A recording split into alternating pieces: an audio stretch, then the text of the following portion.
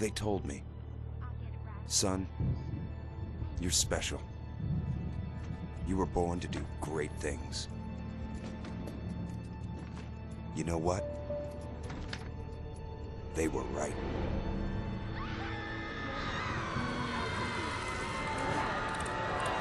What's going on, guys? Back here with another video. Today I wanted to discuss some Wii U indie physical games that came out over the last really just the last year or two, to be honest. There are two more that I don't have yet because they're not out yet. One might not even come out, period, so I'll discuss that with you. First, Mighty Number 9. I would say this is kind of an underrated game in the sense that people don't give it enough credit because they just wanted Mega Man 11, I guess, and they weren't happy with, Mighty Number 9. I thought it was pretty good.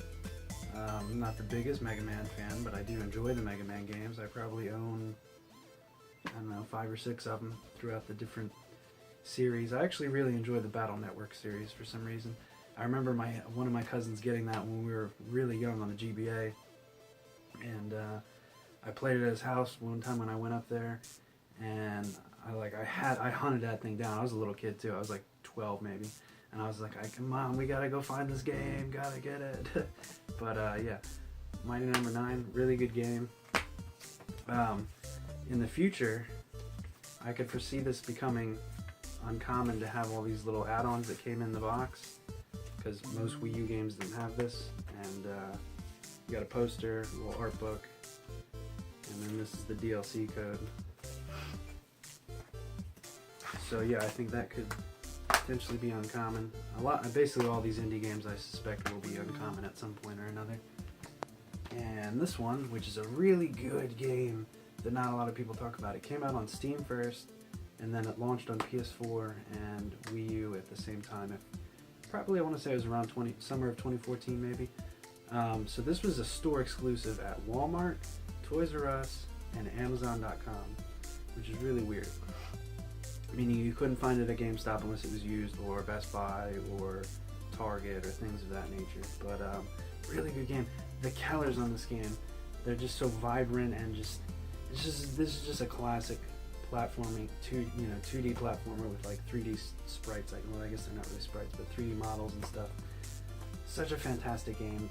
The music, the level design, it's really easy to play too. So it's not like it's a difficult game. It's just an enjoyable game. So I do highly recommend this. Terraria. So I believe this similar story. This was a Steam game, like most indie games, and then eventually they worked their ways to consoles once they built up money to do so. And so yeah, I mean, this is a cool game. 505. They've actually supported the Wii U a lot, so I suspect they'll probably support the Switch a good bit too. But yeah, I haven't really played this one too much. I bought it because I need it for the full set. It does look cool though. It's like a 2D Minecraft, I would say. Tumblestone. So this is a cool game that came out not too long ago. Just a puzzle game. It's a good one though. I'll give it that. Cheap too. You can get this for like 20 bucks if you can find it.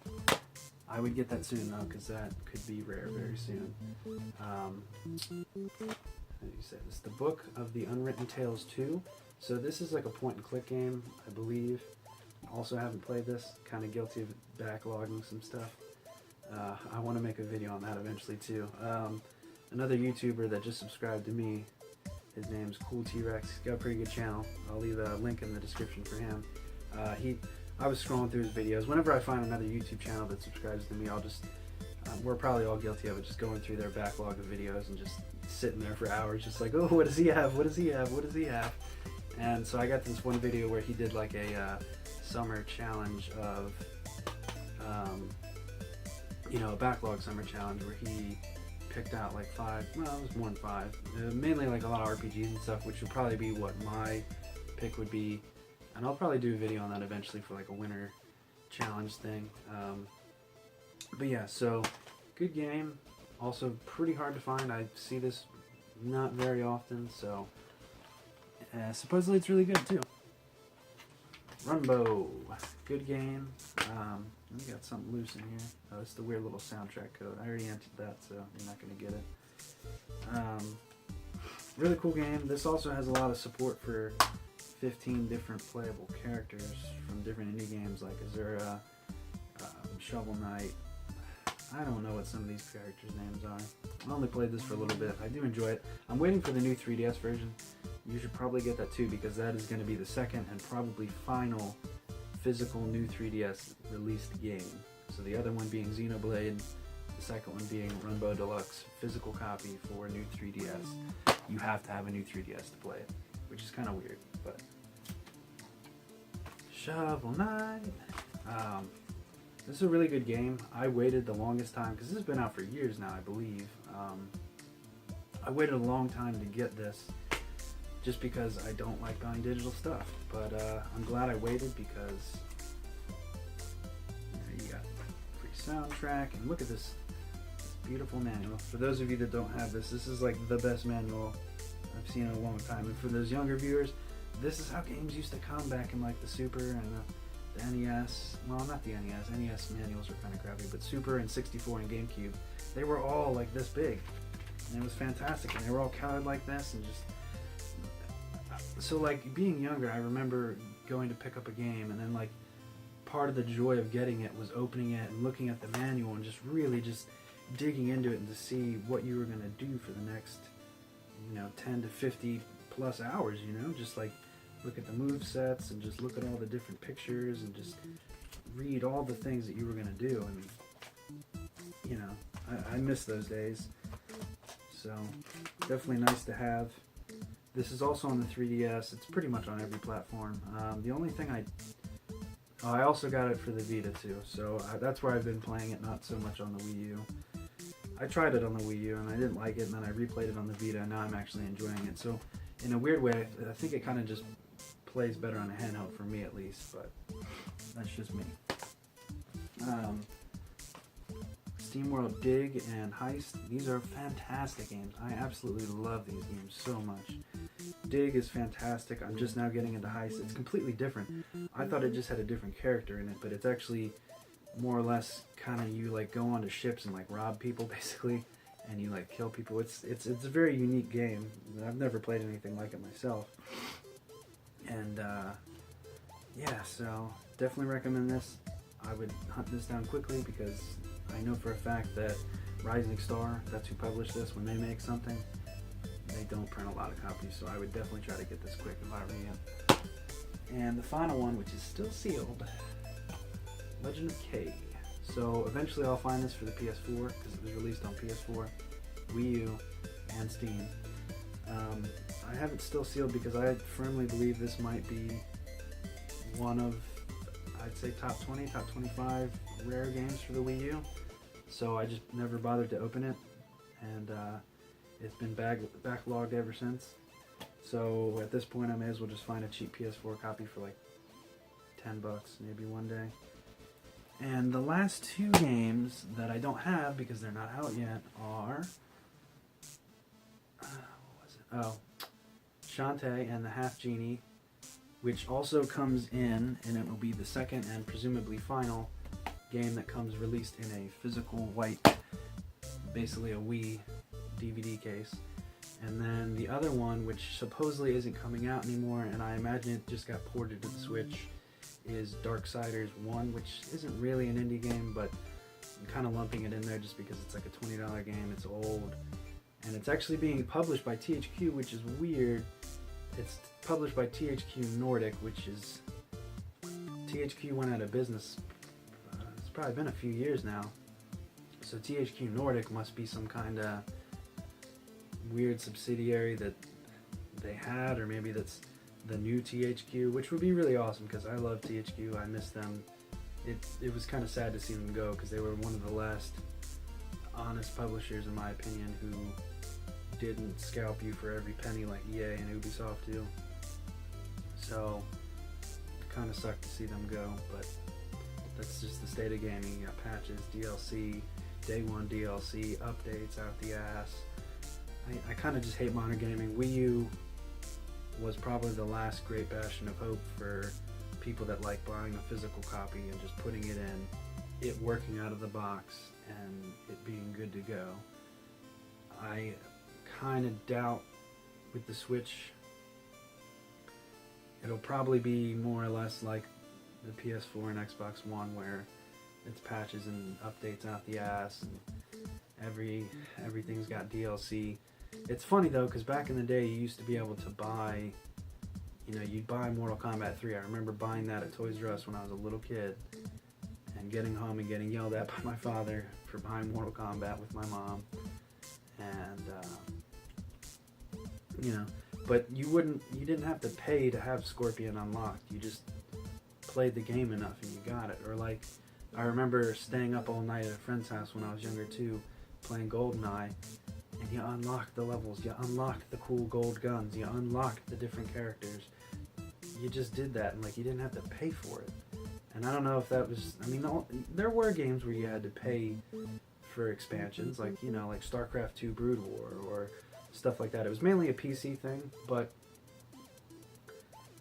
it's just grown into this whole other beast, and I don't want to blame it on younger gamers, but like, you guys support it, and it's just going to keep happening if you keep supporting it. So, my advice is don't buy DLC. Wait till, so for Mortal Kombat X, I still really want that. I love Mortal Kombat. It's my favorite fighting series aside from Smash Bros. But I'm waiting to get an XL copy cheap, because I don't want to support them with their bullshit DLC. They had all those characters ready. They had all those levels ready. They released them later to make more money. And at this point in time, games have never been cheaper. They used to be in the 90s. They were $100 in the 90s, and with inflation, a $100 game right now would probably be $150. I don't even pay that much for limited editions. I own very few limited editions, mainly just because of space, and most of the time people just end up tossing those aside in the future. So I'll just get those statues later down the line for $20. I have a few, but not many, because I just don't have room for it. But so I'm waiting on that to get that cheap, and then I don't know, Fallout 4. They're going to come out with a Game of the Year edition. I fell into the pit and bought it early. I never even finished it, which I feel kind of ashamed I never finished it, but they're going to come out with a Game of the Year edition, and it's just like, should I have just waited? Is it even, and what came out recently that had, that I picked up? What was that? Oh, the Dead Rising games I got for PS4. Both those needed patches? Are you kidding me? Those are both, Dead Rising 1 is 11 years old or 10 years old, and Dead Rising 2 is every bit of at least 8 years old. From last generation, all you did was upscale the graphics. What the fuck does that need a 2 gigabyte update for? Like, am I weird in wanting games to play out of the box? So here I am rambling like I always do, but I don't know. Modern gaming is just kind of getting to this whole other level of, I just don't want to collect modern stuff anymore. And retro stuff's so expensive that it's just like, is collecting even fun anymore? That's kind of where I'm at. I've been doing it for so long, and it's just like, I have a decent collection, but to fill in the gaps on like my GameCube collection, like Fire Emblem and Skies of Arcadia and Bit and Katos and Phantasy Star Online 1 and 2 Plus. I have the original. It's one of my top 10 games of all time. I've dumped probably 1,000 hours into that between Dreamcast, Xbox, and GameCube, mainly on the GameCube. But yeah, like, those games are just so damn expensive now. It's just like, it's cool that other people are into the hobby, and I appreciate all of you who are in it, and I like it that they're in it, but there's like, it's really just like the scalpers that are getting to it, and I don't know. This is just a huge rambling video about scalpers and indie games. That's how it started, and all sorts of other stuff, but peace out for now, gamers. I'm sick. Been drinking some NyQuil. Let me get that sponsorship fixed. And but yeah, so one final thing is, for the giveaway, the first and second place winners didn't even respond, so I guess you don't like free things like I anticipated. So I might edit this part out and put it at the front of the video. But yeah, so I guess you don't like free things, so it's going to go to the third place winner, which was Retro Gamer. and then the fourth was Kenneth, and then the fifth, I forget who it was. If one of you guys doesn't answer, then we're just going to do a redrawing, and for that we're just going to have you place a comment, and if you want it, you're going to comment, and that's how you get entered into the redrawing. I find it very weird to believe that people don't want free stuff, but yeah. Peace out for now, gamers. Till next time.